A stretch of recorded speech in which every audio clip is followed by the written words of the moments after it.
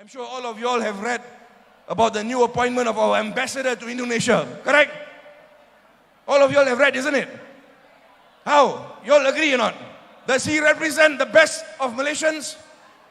Does he or not? This is the kind of government we have now. On a daily basis, we see weakness on part of the Prime Minister. The Prime Minister is a Prime Minister who is a Prime Minister because he has got support or the lack of support from within. Jadi kita ada satu kerajaan sekarang yang sangat aneh. Harapan in 22 months, we started policies. We started policies for the benefit of the people. We didn't have the 60 months. Why didn't we have 60 months? Because in 22 months, not known to us, there were a few people within Pakatan Harapan who decided that they will become the cause of its collapse. They will become the cause of the collapse of the Harapan government, a government that was brought into power by all of you Malaysians in 2018. What do you see? You see a group of MPs from PKR moving away from PKR. Moving away from PKR, joining Bersatu. Eventually you have the Sheraton move, as a result of which you've got a new government, Perikatan Nasional. Now ladies and gentlemen, we must do something to stop party hopping. I think all of us here understand, if we want a government that can bring about change, we are going out to vote. If we go out to vote, we want to vote for a government that can bring about change. But no government can bring about change if it's only going to be a government for 20 months. If you want to see a government work to bring about change, there must be stability. There must be a government that can do what it needs to do in 60 months, can serve out the whole term. Let us serve out the whole term and let the people decide. If the people decide they want to give us another term, then so be it. But if they want to change it, let them do it, but after the 5 years. But in Malaysia, there is no law that stops hopping. There is no law that says that you cannot hop from one party to the other. That's the reason why. Ladies and gentlemen, let's talk about the MOU.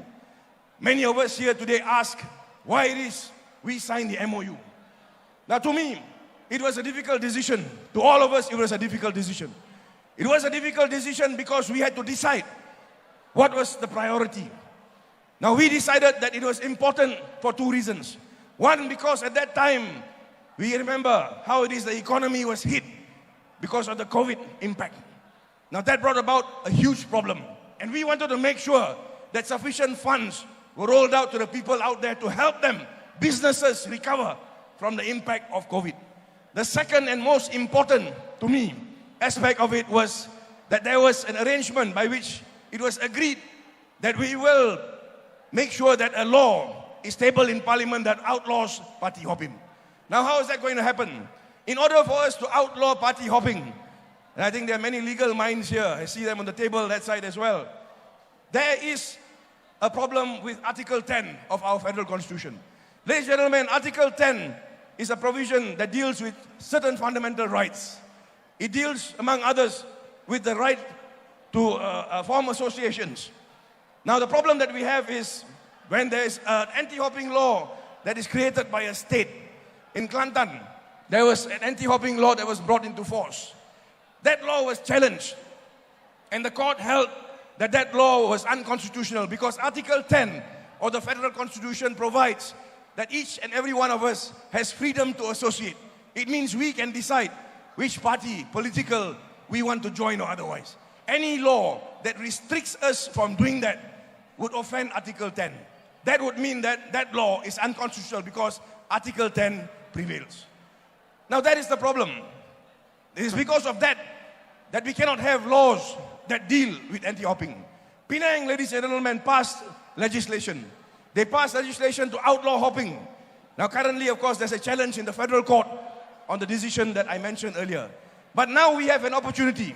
We have an opportunity to go to Parliament and in Parliament amend the Federal Constitution so that we can make sure that there is no more hopping after this. What we want to do is this. We want to make sure that each and every Malaysian here feels that they need to vote and appreciates that there is value in their vote. If you come for a dinner like this tonight and you listen to politicians who come on stage and make promises to you, and then you go and vote for them on the strength of what they say to you at these dinners and so forth, then they must realize that the moment you vote for them, that vote will stick for 5 years, because there is a value to be attached to your vote as Malaysians who can vote. That is what we want. And it's the only way. If we do that, then we can make sure that if a government is elected and put into place, a government that is intended to bring about change, then they have that 5 years to make sure that that is what they do. Otherwise, ladies and gentlemen, you are not going to have any reason to come out and vote. Di luar sana ramai yang tanya saya. Mereka tanya, dia kata, kita dalam 2018 keluar ramai-ramai. Kita keluar untuk undi. Kita undi. Kita datang dengar ceramah. Macam-macam pemimpin-pemimpin ahli politik cakap. Malam ini dia cakap macam ini. Malam kemudian dia cakap macam-macam. Kita fikir. Kita setuju. Kita buat keputusan. Kita undi untuk Pakatan Harapan. Kemudian kita lihat esok kerajaan jatuh kerana ada kata yang lompat. Kenapa pula kita kena undi sekarang? Kepada saya, tuan-tuan, kalau kita tidak ada undang-undang yang sekat kegiatan lompat parti ini, maka itu menjadi satu masalah yang cukup besar. We in Pakatan Harapan insist that that law is tabled in Parliament, and now of course the timeline is by the first week of June. I am on the select committee, and I can tell you this, we have been meeting consistently, and a lot of work has been put into this, and I am very, very confident that we will be able to table this law in Parliament as soon as late May or early June. That announcement will be made by the Prime Minister later. But there is work in progress, and I hope that in the next couple of days, we will be able to announce when it is we are going to table and pass this law in Parliament, so that we can make sure that we do not see this hopping happen again. We do not see governments collapse. We understand that there's a value in everybody's votes. If we bring in a government for change, that government has 5 years to bring about the change. That is what we want, correct? It takes time. And there's a lot of work that goes into it. I hope all of you understand here that there's a reason why we pushed ahead with the MOU. We pushed ahead with it because we understand that we are not just looking at the next 6 months. We are looking at the next 5 years, the next 10 years, the next 20 years, so that we can make sure that we put into place something that will work to change Malaysia and make it that better place that all of us want Malaysia to be. And this is why we signed it. Tuan-tuan puan yang saya hormati sekalian, di sini saya minta kepada semua, bila orang kata atau orang sebut bahawa kita dalam Pakatan Harapan gagal, ramai yang kata, sekarang kita lihat media, social media, ramai yang kata gagal. Saya nak kata di sini, kita tidak gagal. Dalam Pakatan Harapan 22 bulan kita telah pun melakukan sebanyak mana yang kita boleh. Kita tidak dimaklumkan. We did not know that we will only be in government for 22 months. As far as we are concerned, it was supposed to be for 60 months. Kita menunjukkan kita adalah satu kerajaan yang lawan rasuah. Kerana rasuah itu adalah masalah yang cukup besar dalam negara kita. We are a government that said that if we come into power, we will make sure that not only do we fight corruption, we will also be a clean government.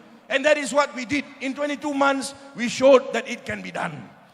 This is something that we need to think about. Kita menyatakan bahawa kalau kita jadi kerajaan, kita akan membawa reform kepada undang-undang tertentu. We said that if we become government, we will do or take steps in terms of reform. We did so. We had anti-fake news bill. We said we will repeal it. We repealed it. We talked about Undi 18. It was Harapan who actually first tabled the Undi 18 bill in Parliament. We talked about returning rights to Sabah and Sarawak. It was Harapan that started it. We are the ones that did it. What we want is time. Kita menunjukkan bahawa kita ada keupayaan. We have showed all Malaysians that we are able to govern. In fact, we have a group of leaders that are better in terms of governance than Barisan Nasional. But what we want is to make sure that if we are elected in, we have time. And this is where this new law is significant. I am very, very sure most of you here, there is a sense of disappointment because we did not have the 60 months that we were supposed to. But this does not mean that we give up. This means that we have to fight even harder to make sure that we restore that mandate so that we can carry on and complete the work that we want to do, which we said that we will do in 2018. And I'm sure all of you here understand. The only way we can do that is to make sure, just like 2018, that one day in 5 years that we have to come out and vote, make sure all of us here come out, not just alone, but bring our friends, everybody else who we know can vote. Make sure we come out and make that difference. And ladies and gentlemen, only you, only us Malaysians can bring about change. If we put our minds to it, no matter what people say, and this is a 2018 lesson, no matter what people say, remember, the strength really is in us all. If we unite, if we come out and we stand up and vote for change, then change will happen. Thank you very much for coming tonight. Terima kasih. Sia-sia, Niman.